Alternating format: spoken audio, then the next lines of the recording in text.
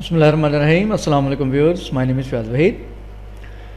Viewers, JavaScript के इस lecture में हम बात करेंगे दिस कीवर्ड एक यूज़ किया जाता है। जावास्क्रिप्ट में आपने कुछ लेक्चर में देखा होगा, मैंने दिस का कीवर्ड यूज़ किया था कोड में।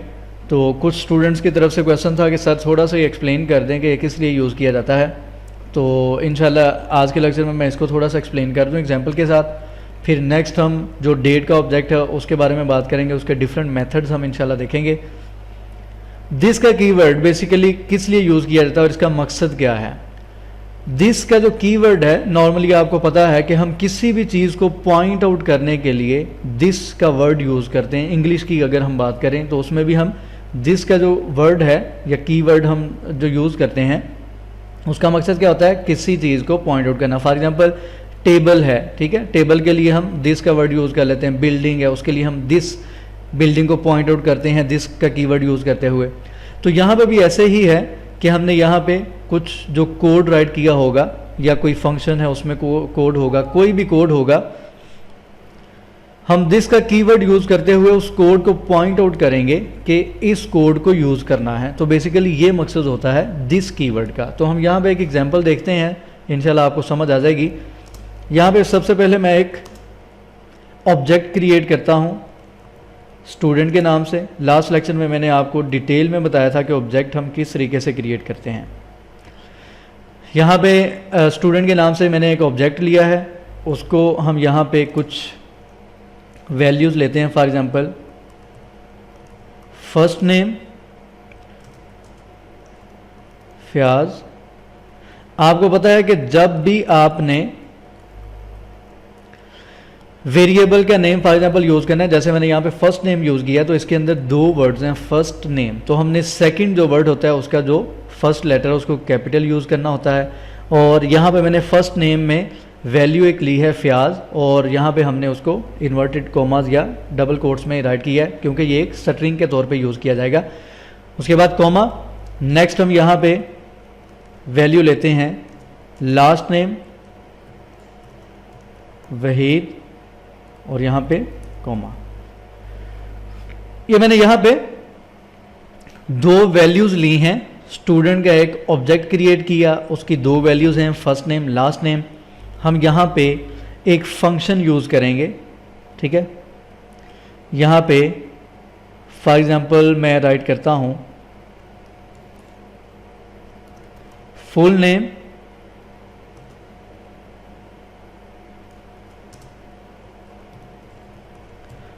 फंक्शन एक लिया,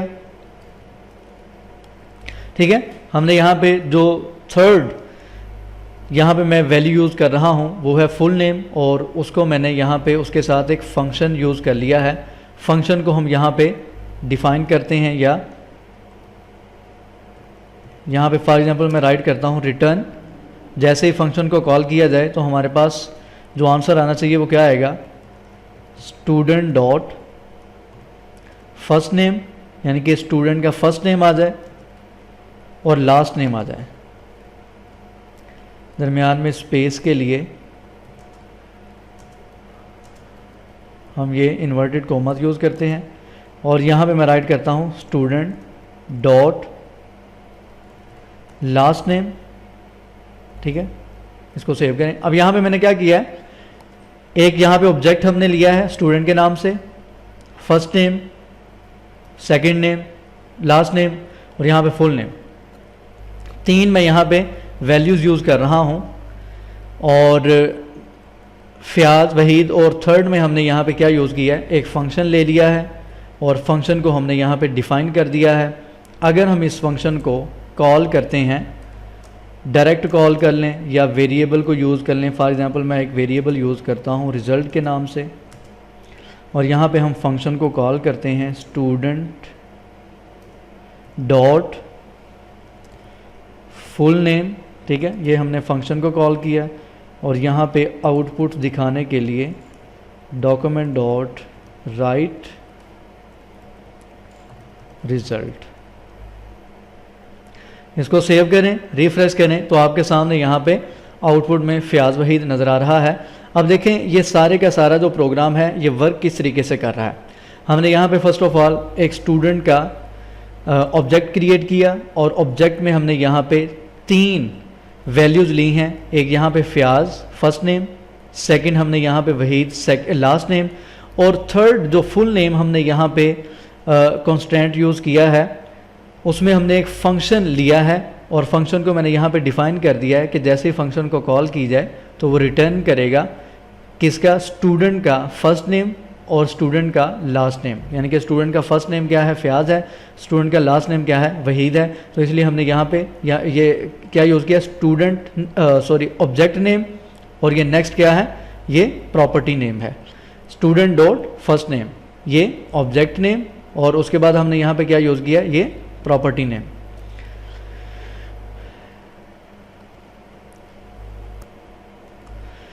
ठीक है, और उसके बाद हमने यहाँ पे एक वेरिएबल लिया है रिजल्ट के नाम से, और वेरिएबल में मैंने क्या किया है, इस फंक्शन को कॉल करवा दिया है स्टूडेंट डॉट फुल नेम। यहाँ पे मैंने जो ये फुल नेम का यहाँ पे एक प्रॉपर्टी नेम दिया, प्रॉपर्टी नेम को मैंने यहाँ पे जो वैल्यू उसकी दी है, एक फंक्शन मैंने यहाँ पे यूज़ किया है।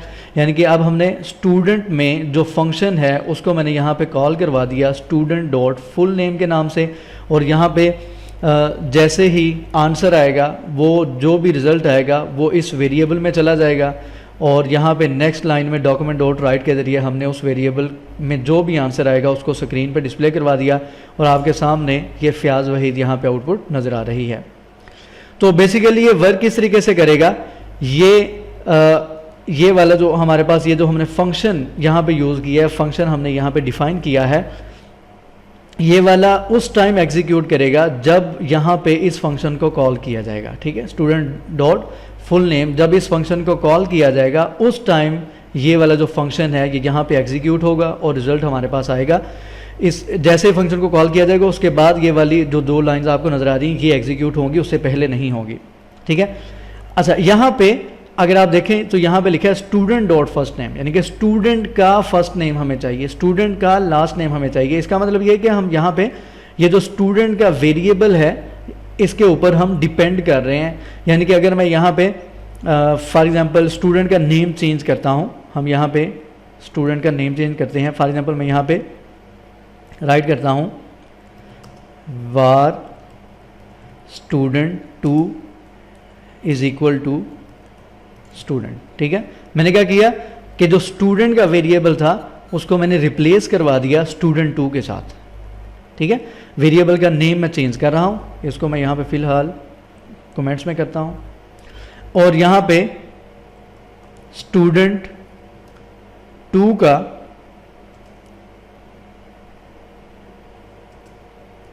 एक ऑब्जेक्ट हम एम्प्टी, फॉर एग्जांपल यहाँ पे फ़िलहाल मैंने स्टूडेंट2 का जो ऑब्जेक्ट है उसको एम्प्टी यहाँ पे यूज़ कर लिया है।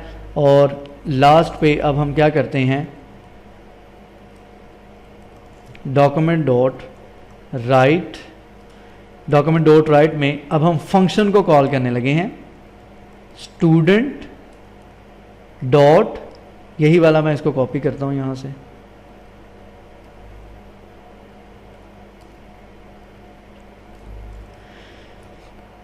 हमने फंक्शन को कॉल किया, लेकिन चूंकि हमने यहाँ पे ऑब्जेक्ट का नेम चेंज कर दिया है, स्टूडेंट को हमने स्टूडेंट2 से रिप्लेस कर दिया, तो मैं यहाँ पे स्टूडेंट2 करूँगा। अब यहाँ पे आउटपुट देखते हैं तो हमारे पास यहाँ पे आउटपुट नज़र नहीं आ रही, यहाँ पे जस्ट स्टूडेंट आएगा। हमने यहाँ पे अब क्या किया है, हमने जो यहाँ पे ऑब्जेक्ट लिया था स्टूडेंट के नाम से, हमने उसको रिप्लेस कर दिया है यहाँ पे स्टूडेंट2 के नाम से।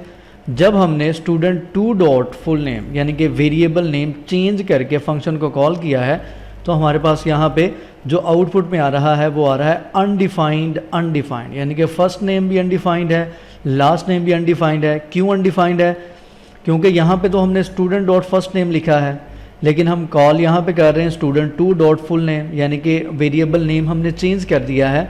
तो इस वजह से वो कह रहा है कि स्टूडेंट डॉट फर्स्ट नेम भी अनडिफाइंड है, मतलब स्टूडेंट2 डॉट फर्स्ट नेम भी अनडिफाइंड है, स्टूडेंट2 डॉट लास्ट नेम भी अनडिफाइंड है।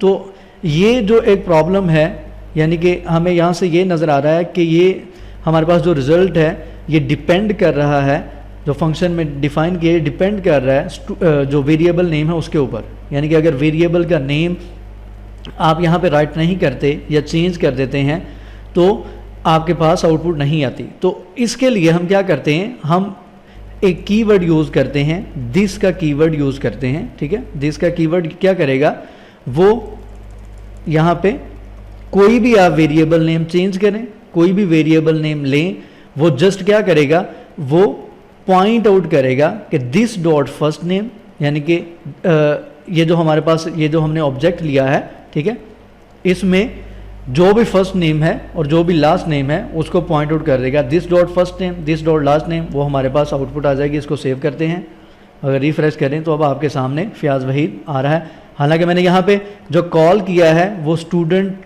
टू डॉट फुल नेम को कॉल किया है, स्टूडेंट डॉट फुल नेम को कॉल नहीं किया। ठीक है, इसको भी मैं कमेंट में कर देता हूँ। हमने यहाँ पे student to dot full name को कॉल किया है, स्टूडेंट डॉट यानी कि student to dot first name, student to dot full name last name, वो हमारे पास आउटपुट यहाँ पे फ़याज़ वहीद आई है, ना कि स्टूडेंट डॉट फर्स्ट नेम या स्टूडेंट डॉट लास्ट नेम। तो इस तरीके से हम दिस का कीवर्ड यूज़ करते हैं किसी भी कोड में, किसी भी चीज़ को, किसी वेरिएबल को, किसी फंक्शन को इंडिकेट करने के लिए, पॉइंट आउट करने के लिए हम दिस का कीवर्ड यूज़ कर लेते हैं। तो इससे हमें क्या होता है, हम किसी ख़ास जो वेरिएबल नेम है या ख़ास फंक्शन नेम है उसके ऊपर डिपेंड नहीं करते। तो ये बेसिकली मकसद होता है दिस के कीवर्ड का। मैं उम्मीद करता हूँ कि आपको समझ आई होगी। किसी भी किस्म का कोई क्वेश्चन हो तो आप पूछ सकते हैं। इंशाल्लाह नेक्स्ट लेक्चर में हम जो हमारे पास डेट का नेक्स्ट ऑब्जेक्ट है उसमें हम देखेंगे कि मज़ीद उसमें मेथड्स और प्रॉपर्टीज़ कौन कौन सी हो सकती हैं। तो अभी तक फ़िलहाल इतना ही। दुआ में खुसूसी याद रखा करें। यूट्यूब का चैनल जिन्होंने सब्सक्राइब नहीं किया वो सब्सक्राइब करें। अपना फ़ीडबैक लाजमी दिया करें। अल्लाह हाफ़िज़ नासिर।